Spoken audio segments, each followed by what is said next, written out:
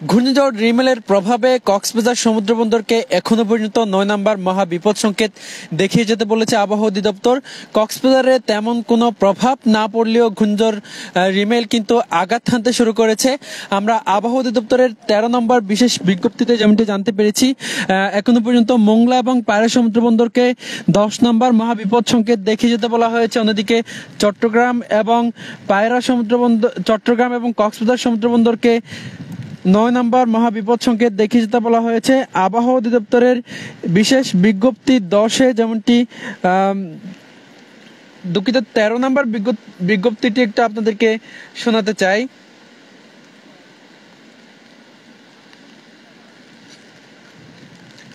তেরো নম্বর বিজ্ঞপ্তিতে যেমনটি বলা হয়েছে, ঘূর্ণিঝড়টি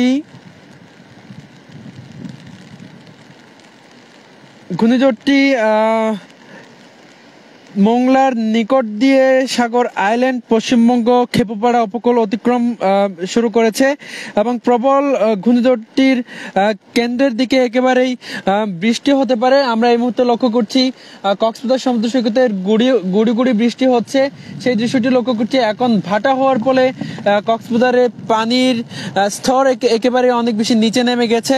আমরা জোয়ারের সময় আমরা যেমনটি লক্ষ্য করছি, কক্সবাজারের নিম্নাঞ্চল যেগুলো ছিল সেখানে জোয়ারের পানিতে আমরা সামান্য প্লাবিত হতে আমরা দেখেছি। কক্সবাজারের নিম্নাঞ্চলগুলো, বিশেষ করে কক্সবাজারের ১ নম্বর ওয়ার্ড সমিতিপাড়া বাজার, আমরা যেমনটি লক্ষ্য করেছি সমিতিপাড়া বাজারে একেবারে পানি উঠে গিয়েছিল এবং আমরা যেমনটি লক্ষ্য করেছি সমিতিপাড়ার আশপাশের যে এলাকাগুলো আছে নিম্নাঞ্চলগুলো সেগুলো প্লাবিত হয়েছিল।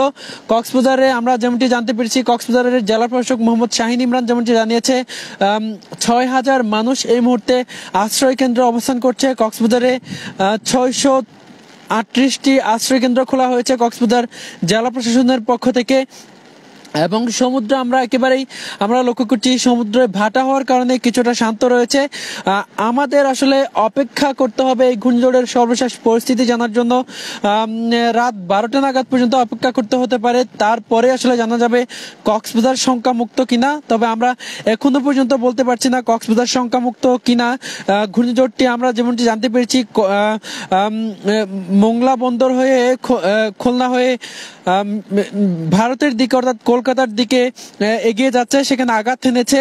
অর্থাৎ কক্সবাজার আমরা এখনো পর্যন্ত শঙ্কামুক্ত বলতে পারছি না, কারণ ঘূর্ণিঝড়টি অন্যদিকে এগিয়ে গেলেও অন্য দিক দিয়ে আঘাত হানলেও আমরা কক্সবাজারে ভারী বৃষ্টিপাত হতে পারে, এছাড়া জলোচ্ছ্বাসের সম্ভাবনা রয়েছে। কক্সবাজারের সহকারী আবহাওয়াবিদ আব্দুল হান্নান আমাদেরকে একটু আগে আসলে সেই তথ্যটি জানিয়েছেন এবং এই মুহূর্তে সমুদ্র সৈকত এলাকা একেবারেই জনমানব শূন্য বলা যায়। এখানে কিছু সংখ্যক আমরা যেমনটি লক্ষ্য করছি পুলিশ এবং কিছু সাংবাদিক এবং বিচ কর্মীরা এখানে অবস্থান করছে। কক্সবাজার সমুদ্র সৈকতে এই মুহূর্তে নামা একেবারেই নিষেধ, আমরা সেটি আসলে বলতে পারি। আমরা সমুদ্রের কাছে গিয়ে একটু আপনাদেরকে দেখাতে চাই। সমুদ্র একেবারেই আমরা যেমনটি লক্ষ্য করছি, যেমনটি জোয়ারের সময় সমুদ্রের উত্তাল পরিস্থিতি আমরা দেখেছি, ভাটার সময় সমুদ্রের সেরকম উত্তাল পরিস্থিতি আমরা দেখছি না।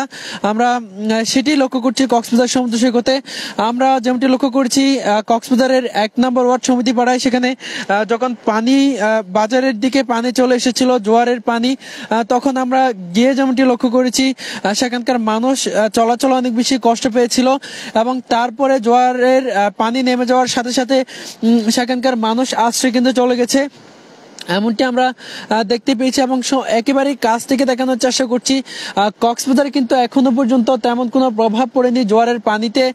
পানি বৃদ্ধি পাওয়ার কারণে কক্সবাজারের মহেশখালীতে কিছু আমরা বেড়িবাঁধ ভেঙে আমরা পানি ঢুকেছে এমন খবরাখবরও কিন্তু পেয়েছি, কিন্তু আমরা এখনো পর্যন্ত ঘূর্ণিঝড়ের কারণে কোনো প্রাণহানির খবরাখবর আমরা পাইনি।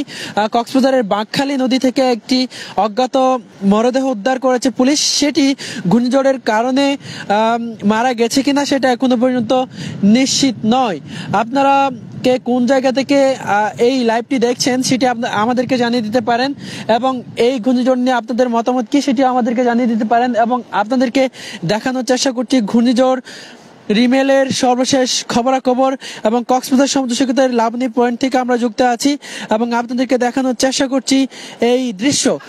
এবং এখনো পর্যন্ত আমরা যেমনটি লক্ষ্য করেছি কক্সবাজারে এখনো পর্যন্ত ঘূর্ণিঝড় রিমেলের যেরকম প্রভাব পড়ার কথা সেরকম প্রভাব এখনো পর্যন্ত পড়েনি। কক্সবাজারের পুরো জেলায় 6,000 মানুষ আশ্রয়কেন্দ্র অবস্থান নিয়েছে এবং কক্সবাজার জেলা প্রশাসনের পক্ষ থেকে ব্যাপক প্রস্তুতি গ্রহণ করা হয়েছে। 13,000 স্বেচ্ছাসেবক প্রস্তুত রয়েছে এবং কক্সবাজারের সরকারি কর্মকর্তা কর্মচারীদের